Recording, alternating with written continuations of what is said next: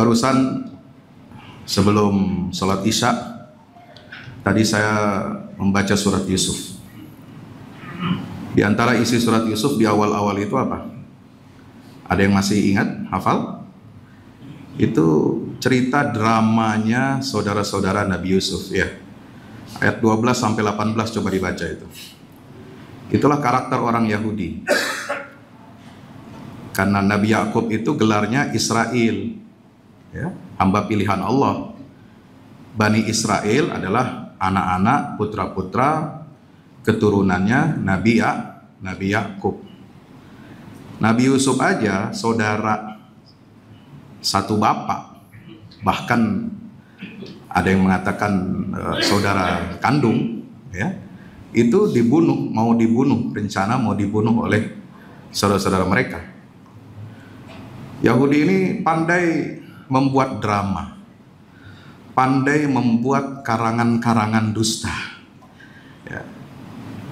Bapaknya saja, Nabi Yakub itu dikibulin, ya.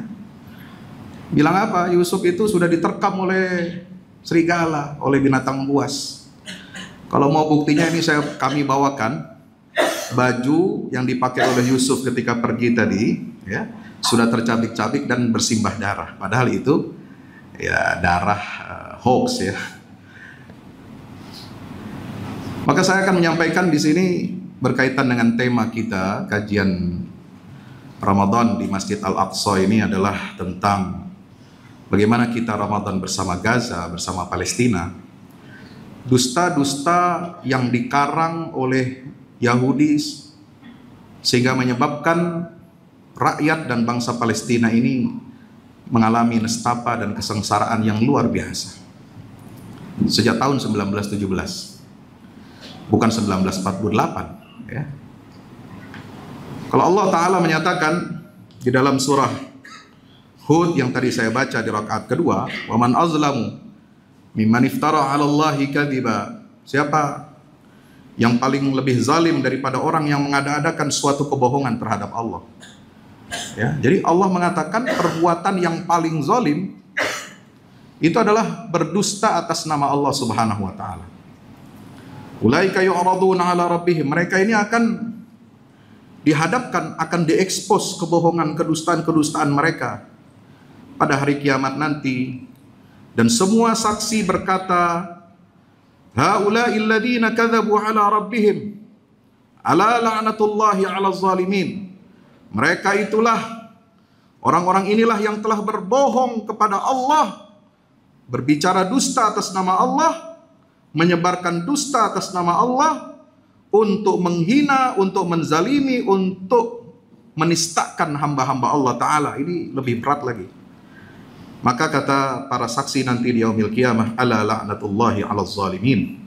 Sungguh laknat Allah pasti akan ditimpakan kepada orang-orang yang zalim. Saudara yang dirahmati Allah, lebih dari 100 tahun ya, 1917, kalau 100 tahun itu 2017 berarti ya. Itu bertepatan kemarin the deal of century, pemindahan kedutaan besar Amerika dari Tel Aviv ke Yerusalem. Kemudian kota Al-Quds itu akan dinobatkan sebagai ibu kota abadi untuk Israel, bukan lagi milik Palestina. Dan bangsa Palestina diberikan ganti rugi atas peralihan status ibu kota Al-Quds itu menjadi milik Israel, diganti dengan apa? Ibu kota baru. Ya, ibu kota baru yang ada di sebelah timur Al-Quds itu di padang tandus gurun pasir namanya Abudis, nggak ada apa-apa, nggak ada peradaban, wala Masjidil Aqsa, masjid satu aja nggak ada di situ. Ya. Dikasih harga berapa? Mau dibangun seharga 50 miliar dolar. Sekarang 2024 ya, berarti sudah tambah berapa tahun itu? 107 tahun. Israel itu berdiri di atas kedustaan-kedustaan sebagai sebuah negara di zaman modern. Apa dusta yang pertama yang ditujukan kepada dunia? Oh, disebarkan melalui buzzer-buzzernya, melalui media-medianya yang dimiliki oleh semua negara-negara besar, negara-negara Eropa dan Amerika, bahwa Yahudi adalah satu bangsa tanpa negeri. Yahudi dipersekusi di mana-mana. Maka Yahudi sebaiknya diberikan negeri di tempat asalnya dulu, yang mana di dalam kitab suci mereka tempat asalnya dulu adalah Palestina, sebagaimana yang termaktub dalam kitab mereka. Tetapi kedustaan itu bisa kita bantah. Kita ini perang opini, Pak. Ya. Apa bantahan kita terhadap dusta-dusta Yahudi ini? Bahwa Yahudi itu nggak pernah dipersekusi di negara-negara yang memang friendly terhadap Jewish atau Yahudi. Ya. Seperti di Amerika, di Inggris, itu sejak dulu nggak pernah ada persekusi. Nggak pernah ya, pemerintahan atau bangsa yang ada di Inggris dan Amerika sebagai dua negara yang mensponsori lahirnya dan berdirinya negara Israel sejak perjanjian Balfour tahun 1917, lalu kemudian UN Partition tahun 1947, lalu deklarasi berdirinya Israel tahun 1948. Nggak pernah ada Yahudi, baik yang Yahudi ya, belekan, kotor, kudisan ya, sampai Yahudi yang kelas atas, nggak pernah dipersekusi di negara Inggris maupun Amerika. Kenapa? Karena dua negara ini memang sangat Jewish friendly. Dipersekusi Yahudi itu di mana? Di Jerman. Dan semua daerah atau negara yang pernah diduduki oleh Jerman pada saat Perang Dunia Kedua. Ya, kenapa? Karena Yahudi pada Perang Dunia ke-1 ketika Kekaisaran Jerman kalah menghadap berkoalisi dengan Utsmaniyah, Daulah Utsmaniyah di Turki, itu melawan negara-negara sekutu yaitu Kekaisaran Inggris, Kekaisaran Rusia dan Prancis.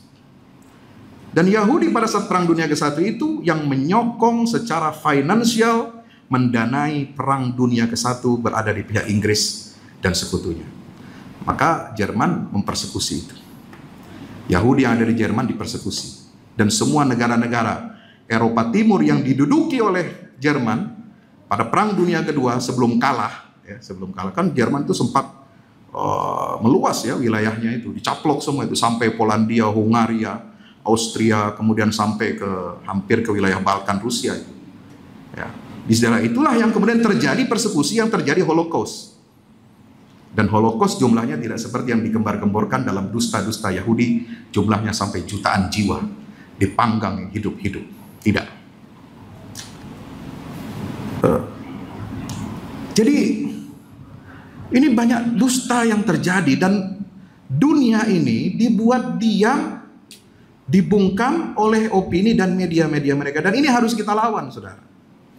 Ya. Yahudi juga memang dipersekusi di banyak negara yang dahulu itu masih memegang teguh Katolik atau Kristen Ortodoks karena ajaran apa?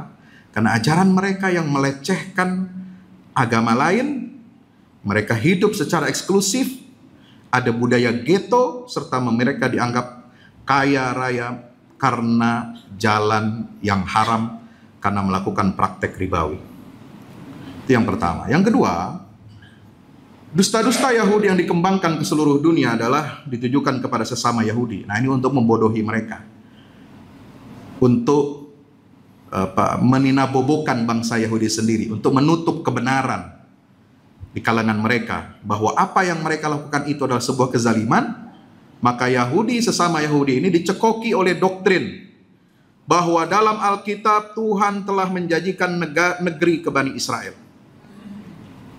Dan itu yang kemudian sekarang dibela-bela oleh gerombolan, mohon maaf, pengikut agama Nasrani, baik di Indonesia maupun di berbagai negara lainnya yang membela Israel sekarang ini.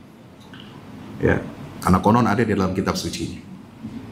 Bahwa kerajaan Israel Raya yang pernah berdiri tegak kokoh jaya di masa Nabi Sulaiman adalah negara ideal yang dijanjikan untuk kaum Yahudi. Maka dusta ini harus kita bantah. Kenapa? Karena janji Allah kepada Bani Israel, ya, itu disampaikan kepada Nabi Musa alaihissalam, ya, dan benar Allah wujudkan di zaman Nabi Daud dan Nabi Sulaiman. Untuk siapa? Karena mereka pada saat menerima janji Tuhan itu, mereka masih berada di atas jalan yang lurus. Mereka di atas jalan tauhid, di atas jalannya Allah Subhanahu wa ta'ala.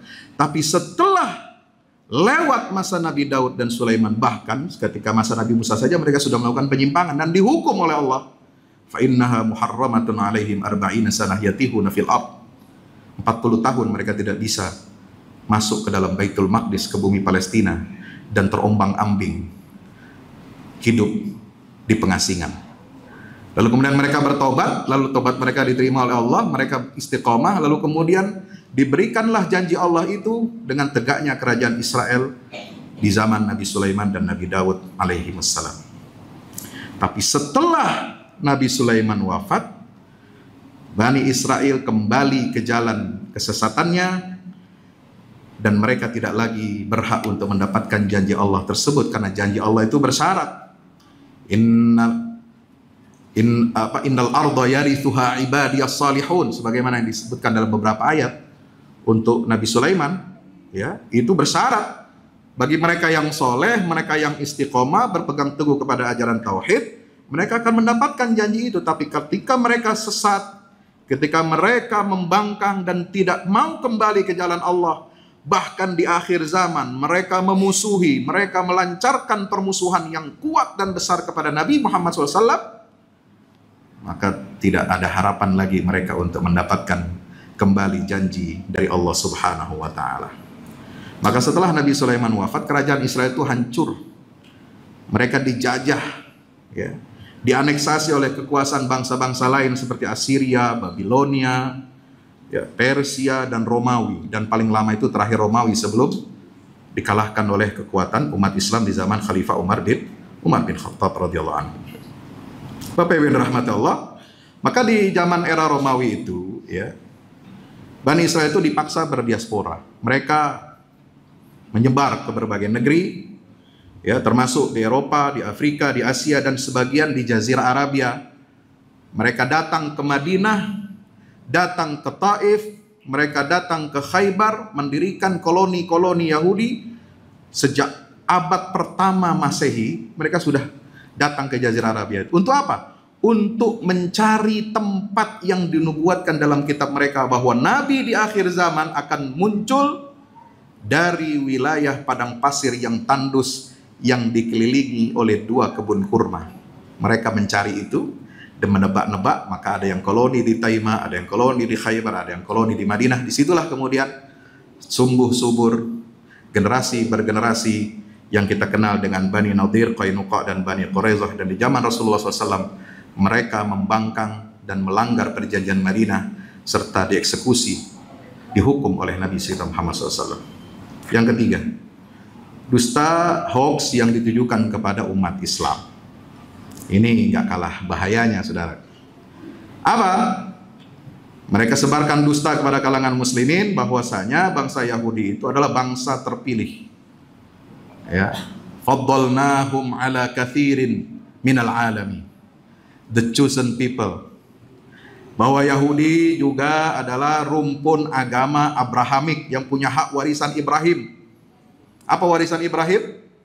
Yerusalem, Palestina, bahkan Masjidil Haram, Ka'bah itu juga mereka klaim.